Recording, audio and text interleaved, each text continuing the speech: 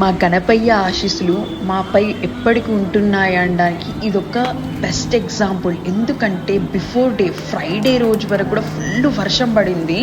కానీ Saturday morning వంటలు start చేసినప్పటి నుండి ఫుడ్ డిస్ట్రిబ్యూషన్ అయిపోయేంత వరకు ఒక్క చుక్క వర్షం పడలేదు. మేమైతే చాలా హ్యాపీ ఫీల్ అయినాము. సో ఇలా మేము ఇంట్లో పెట్టుకున్న గణపయ్యని తీసుకొని వెళ్ళి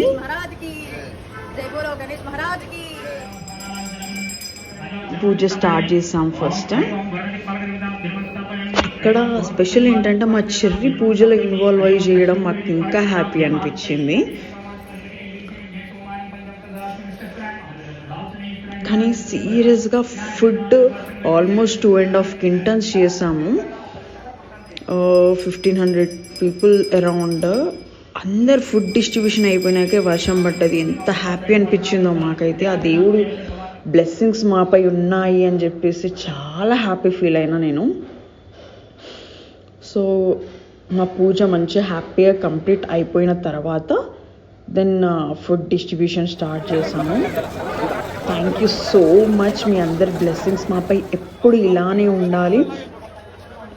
సో మా ఈవెంట్ని చాలా సక్సెస్ఫుల్ చేసినందుకు thanks to each and every one.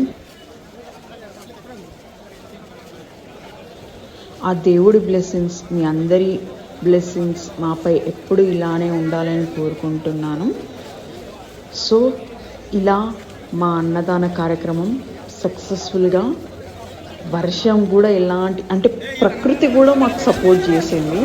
Thanks to God a lot and lot. Bye. జై బోలో గణేష్ మహారాజ్ కి.